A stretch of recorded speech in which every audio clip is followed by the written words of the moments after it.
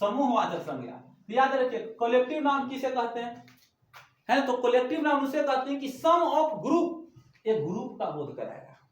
Some of collective noun is the क्या कहलाता है कि सम ऑफ ग्रुप, ये जो होता है सम ऑफ ग्रुप, ग्रुप का बोध कराता है। तो ध्यान दीजिएगा कि जिस संज्ञा से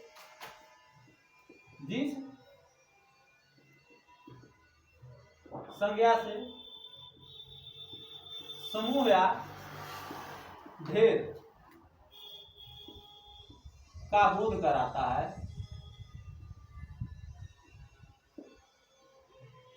उसे कॉमन नाउन,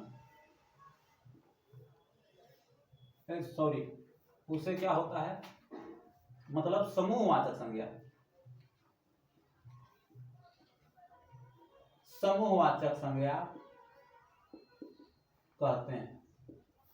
कलेक्टिव नाउन समूहवाचक संज्ञा कहते हैं। तो ध्यान दीजिएगा कि जिस संज्ञा से समूह, समूह मतलब होता है ढेरवान और ढेर सारा, है ना, और का बोध, ढेर, ढेर मतलब ढेर सारा, मतलब जैसे मान लेते हैं कि एक आदमी खड़ा है तो हम कहेंगे कि समूह है, नहीं है, लेकिन देखिएगा वही आदमी का 1 2 3 5 7 20 करते करते एक ग्रुप बन गया तो कहते हैं देखो ना भैया वहां तो भीड़ लगा हुआ है, ढेर लगा हुआ, क्या चीज का भैया, तो ढेर। जैसे अब कलम एक वो है और यहाँ पे ला दिए और 500 कलम रख दिए तो कलम का ढेर बन गया, है ना। जैसे यहाँ पे मान ले केला है, केला के एगो जो है घौदे नहीं आती है तो केला के ग्रुप को हो गया तो इसको घौद कहते हैं, घौद माने गुच्छा।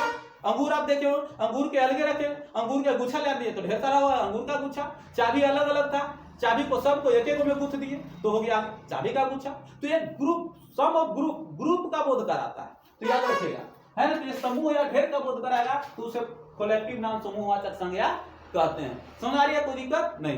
तो ध्यान दीजिएगा यहाँ पे ग्रुप का बोध कराता है ना। तो एग्जाम्पल में ध्यान दीजिए कि सम ऑफ ग्रुप, जैसे अब भीड़ हो गया, भीड़ जो होगा समूहवाचक संज्ञा के अंतर्गत आएगा। मेला किसके, समूहवाचक संज्ञा के अंतर्गत आ जाएगा। क्लास समूहवाचक संज्ञा के अंतर्गत आएगा। कारण कि मैं यदि पढ़ा रहा हूं, एक इंसान बैठ करके पढ़ता है तो उसको हम क्लास नहीं कहते। क्लास में क्या होते हैं, सभी लोग प्रेजेंट होते हैं, मतलब 10 20 50 100 200 लोग प्रेजेंट होते हैं तो उसको कहते हैं कि क्लास चल रही है ना। तो याद रखिए क्लास जो होगा कॉमन नाउन हो जाएगा, जैसे मतलब सॉरी कलेक्टिव नाउन हो जाएगा।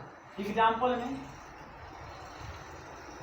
क्लास, भीड़, है ना, वर्ग, हिंदी होता है इसका वर्ग, है ना। जैसे और हो जाएगा आम का गुच्छा, अंगूर का गुच्छा, अंगूर का गुच्छा, है ना, केला का थम, केले का थम। जैसे देखते हैं केला जो होता है एक घौद होता है, घौद में एक केला होते हैं नहीं ढेर सारा होते हैं, तो केला का थम हो गया, है ना, ईटीसी। ये सब जो होते हैं कलेक्टिव नाउन के अंतर्गत आते हैं। आपको समझ में आ गया, कोई दिक्कत नहीं। तो ये हो गया, आपको क्या हो गया, कलेक्टिव नाउन हो गया।